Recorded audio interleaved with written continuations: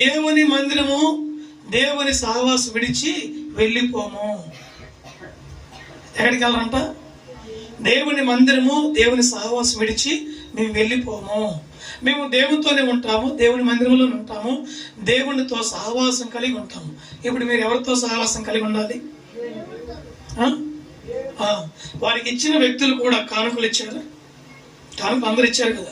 వాళ్ళు కూడా దేవుని మందిరానికి వెళ్ళి మోకరించి, అయ్యా మా గురించి, మా కుటుంబాల గురించి, మా బిడ్డల గురించి, మా పొలం గురించి, మా గేదెలు ఉన్నాయి, కొన్ని ఒంటెలు ఉన్నాయి, కొన్ని గాడిదలు ఉన్నాయి, కొన్ని గొర్రెలు ఉన్నాయి, కొన్ని మేకలు ఉన్నాయి, కొన్ని ఆవులు ఉన్నాయి, కొన్ని బర్రెలు ఉన్నాయి, ఎన్నమ్మా అన్నీ ఉన్నాయ్యా. అన్నీ కలిగి ఉన్నవారు కాబట్టి మా క్షేమం కొరకు, మా ఆరోగ్యం కొరకు మీరు ఇప్పుడే పాస్టర్లు అంటున్నారు. ఏమంటున్నారు?